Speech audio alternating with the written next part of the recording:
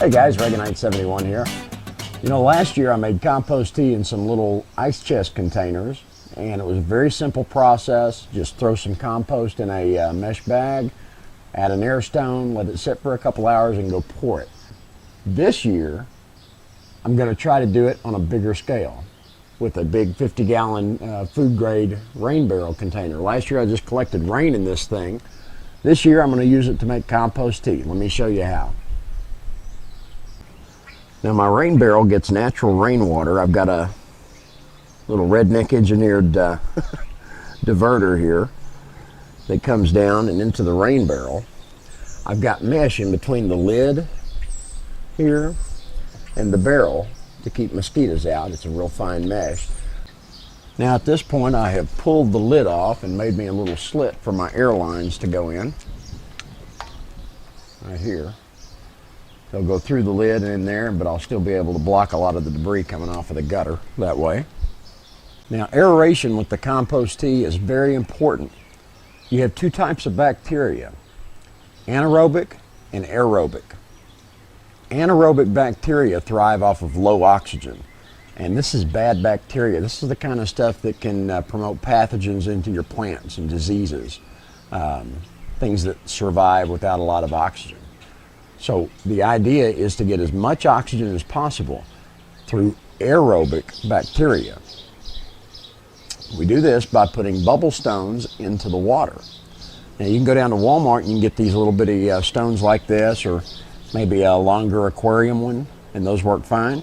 Or I went to Grow Fresh and I got one of these bad boys. This is a 4-inch oxy stone for $1.95 at Grow Fresh, and I'm going to use all of them because I got a nice big 50-gallon container here.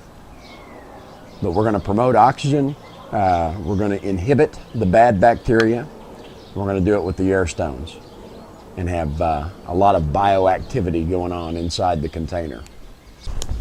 Now, since I'm using such a big container, I'm going to use a 5-gallon painter's mesh bag here. And I am just going to fill it up with some good compost here. Good stuff. I've also got some fresh over here, freshly completed compost. I'll throw that in. Oh boy, look at that. That's about 12 days old right there. Some good stuff right there. Now the next thing I'm going to do is I'm just going to take that air stone and I'm going to put it right down in the bag here.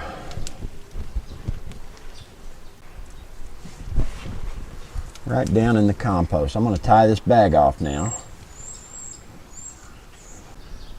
One more thing I've done is I have hooked in underneath the knot with a little cheap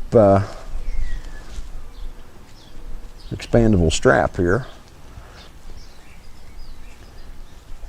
Hooked in under that knot like that. That way I can hang it from the barrel and then pull it back out when I need it out. But that way I can get it down in there real good. Something else you want to make sure that you have is a check valve. These little things are really cheap over at China Mart, and what it does is it only allows the air to flow outwards towards your stone, and it'll keep that water from backing up and going in your pump. If you don't have a check valve, there is an alternative, but I highly recommend it because they're just so dirt cheap and it's a good safety thing to have. Let me show you the other thing you can do. Wherever the top of your water is in your container, what you can do is you can suspend your pumps up higher. In this case, I'm just using a little couple of straps, and you can suspend them higher than your water level, and water won't be able to go back up in it. But in any event, make sure you do one of those two things to promote safety. And you certainly don't want the water source around an outlet or, you know, any kind of power source. All right, at this point I've got my line cut. I'm going to go ahead and pop in my air stones through this line here. What I'm thinking is I will run these through the holes in the lid and then just get it started on here. But this will keep debris from floating in the water, and will keep contaminants from littering up the water. When I took that lid off, there was all kinds of stuff that came out of the gutters. I need to get up in the gutters and clean those out. I've got a video coming up that I'm going to do to show you a quick and easy way to clean your gutters out. When I was a boy, I used to have to get up on the ladder and just get it out a little bit at a time. I got a better way to do it now, and I'll be showing you that. All right, now the next thing that I'm going to do is I'm going to lift this thing up. I'm going to put this on that center hole, suspend it from the center of the lid.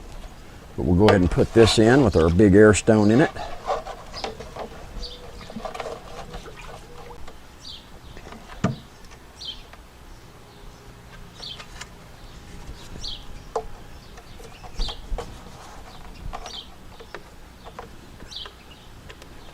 You don't have to have a lid, but it helps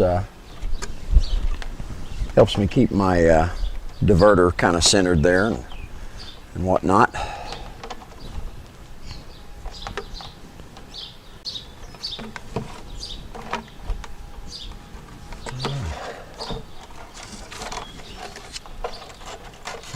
Take that bad boy and hang it right in the middle. We'll get this thing started here.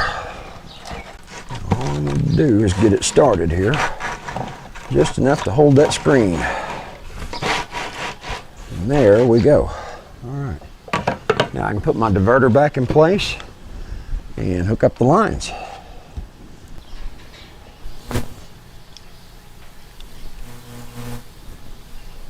In order to get more air lines in, I popped a little T in right here. I got a check valve on one of them. But we'll just hook these lines up here.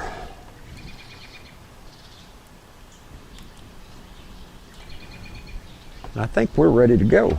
Now, put it here. Yep.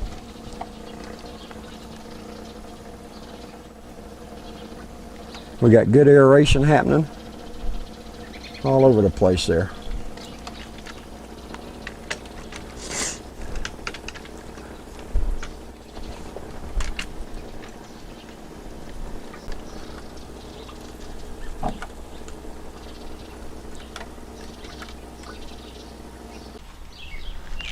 Now something else I'm going to try is it's called full humics. Paul over at Grow Fresh gave me this sample to try out. It's good as a seed soak, foliar spray, compost tea, and hydroponics. It's derived from Cretaceous period freshwater humic substances. Basically, it's seabed minerals, it sounds like to me. It recommends as a compost tea to use 1/4 to 1/2 teaspoon per gallon. Since I got about 50, I'm just going to give it a good little shake in here.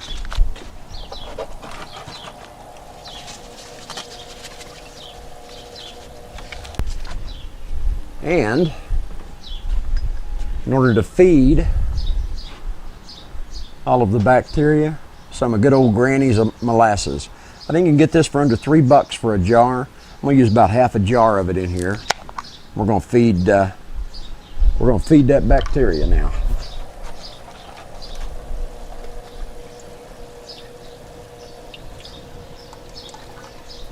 Make it nice and happy. Now I'm going to get it all sealed up and let it aerate real good for about 12 hours. And here in about 12 hours, it'll be ready to use. As long as you keep the air in it, be okay. You need to keep feeding the bacteria though. If you shut that air off, it needs to be used within 2 hours.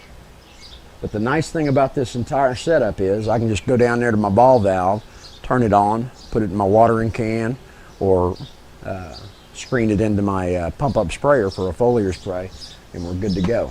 But folks, that's how I'm going to make compost tea this year. If you do it differently, post a comment down below and let me know. I'm a big believer after last year because the difference in using it and not using it was amazing. And you can't overfeed with it. It gives your plants exactly what it needs, and I like that. It's not going to burn your plants either. So, folks, this is Reaganite 71, thanking you for joining me.